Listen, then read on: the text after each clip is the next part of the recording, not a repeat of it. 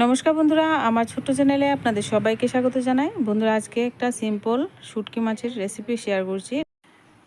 দেখুন কত সুন্দর সুন্দর মোটা মোটা ডাটা সবজি খেতে থেকে এনেছি। আর ডাটাগুলি সুন্দর করে এবার কেটে কুটে নেব। আর এদিকে আমি রান্না বসিয়ে দিয়েছি, ভাত হয়ে যাচ্ছে, তো আমি এদিকে ডাটাগুলি কেটে নিচ্ছি। এবার আমি দা নিয়ে বসে গেছি, ডাটাগুলি কেটে নেব। আজকে কিন্তু কাঁঠালের বীজ দিয়ে ডাটা দিয়ে শুটকি মাছের রেসিপিটা শেয়ার করব। তো কাঁঠালের বীজগুলি দিয়ে ডাটা দিয়ে শুটকি তরকারিটা খুব ভালো লাগবে। আর যদি বন্ধুরা নতুন বন্ধু হয়ে থাকো আমার চ্যানেলটিকেও এখনও সাবস্ক্রাইব করে রাখুনি, সাবস্ক্রাইব করে দেবেন প্লিজ।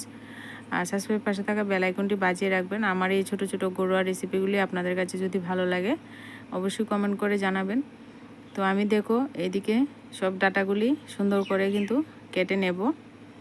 আর তার সাথে কিন্তু আমি এখানে কাঁঠালের বীজও দিয়ে দেব। শুটকি মাছের রেসিপি অনেকের কাছে কিন্তু খুবই ভালো লাগে, আবার অনেকের কাছে ভালো লাগে না। আমাদের কাছে তো খুব ভালো লাগে, আমরা কিন্তু শুটকি মাছের রেসিপি খেতে ভীষণই পছন্দ করি। তো দেখো এদিকে সবজিগুলি কাটা হয়ে গেছে। এদিকে আমি কাঁঠালের বীজগুলি মাঝখান থেকে একদম টুকরো করে কেটে তরকারির সঙ্গে দিয়ে দেব। কাঁঠালের বীজ দিয়ে ডাটা দিয়ে শুটকি মাছ আপনারা খুবই একটা সহজ একটা রেসিপি, একবার দেখলেই যে কোনো কেউই রান্নাটা করে নিতে পারেন। দারুণ একটা রেসিপি আর খুব সহজ, আর একদম কম সময়ের মধ্যে হয়ে যায়। তো সবগুলি আমার কাঁঠালের বীজ এইভাবেই কিন্তু কেটে রেডি করে নিলাম। সবজিগুলি প্রথমে আমি আগে ধুয়ে নিয়েছিলাম, আবারও একটু ধুয়ে নেব। তো ধুয়ে নিয়ে এবার চুলায় কড়াই বসিয়ে দিলাম। কড়ার মধ্যে আমি এবার সবজিগুলি দিয়ে দিচ্ছি, দিয়ে এর মধ্যে পরিমাণ মতো একটু লবণ, পরিমাণ মতো একটু হলুদ গুঁড়ো দিয়ে দিচ্ছি। এবার একটু নাড়াচাড়া করে দেব। নাড়াচাড়া করে দিয়ে একটু ঢাকনা চাপা দিয়ে ঢেকে একটু সবজিটাকে একটু মজিয়ে নিতে হবে।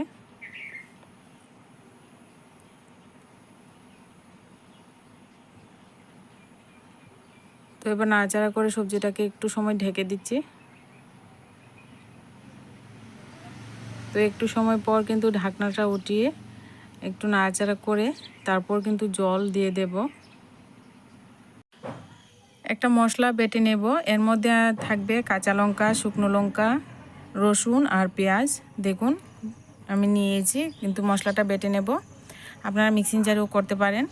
তো এবার কিন্তু আমি পরিমাণ মতো একটু জল দিয়ে ঢাকনা চাপা দিয়ে ঢেকে সবজিটা একটু সেদ্ধ হতে দেব। সবজিটা যখন কিছুটা সেদ্ধ হয়ে যাবে তো তখন আমি এখানে ওই মশলা বাটাটা দিয়ে দেব আর শুটকি মাছটা দিয়ে দেব। আমি এখানে বাসমতি শুটকি মাছটা নিয়েছি, দুটো দিয়ে দিলাম। আর মশলাটা বেটে নিয়েছিলাম দিয়ে দিলাম। এবার আমি সমস্ত মশলা আর শুটকি মাছটা ভালো করে মিশিয়ে দেব। মিশিয়ে দিয়ে এবার ঢাকনা চাপা দিয়ে দেব। এখানে কিন্তু এই রেসিপিটা আমি বিনা তেলে রান্না করেছি।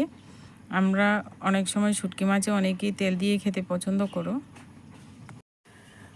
আমরা কিন্তু শুটকি মাছে তেল ছাড়াই কিন্তু শুটকি মাছটা রান্না করি, খুব দারুণ লাগে খেতে, খুব হেলদি হয়। এবার ঢাকনা চাপা দিয়ে ঢেকে ভালো করে ঝোলটাকে ফুটিয়ে নেব। আর সবজিটা ওইদিকে সেদ্ধ হয়ে যাবে। তো দেখো সবজি সেদ্ধ হয়ে গেছে আর রান্নাটাও অনেকটাই হয়ে গেছে। তো এখানে কিন্তু আর কোনো রকম মশলাপাতি আর দিতে হবে না। একটু সময় নাড়াচাড়া করে দেখে নেব সমস্ত সবজি সেদ্ধ হয়েছে কিনা, কাঁঠালের বীজ সেদ্ধ হয়েছে কিনা চেক করে নিচ্ছি।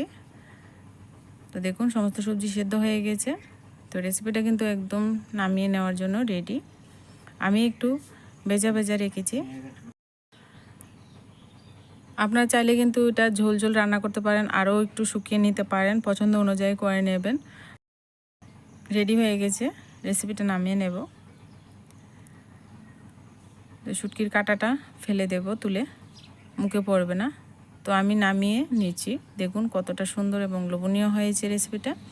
আজকে ভিডিওটা এই পর্যন্তই, দেখা হচ্ছে পরবর্তী কোনো নতুন ভিডিওর সঙ্গে। ততক্ষণে আপনারা সবাই ভালো থাকবেন, সুস্থ থাকবেন। আমার এই ঘরোয়া রেসিপিগুলি ভালো লাগলে আমার এই ছোটো চ্যানেলটির পাশে থাকবেন।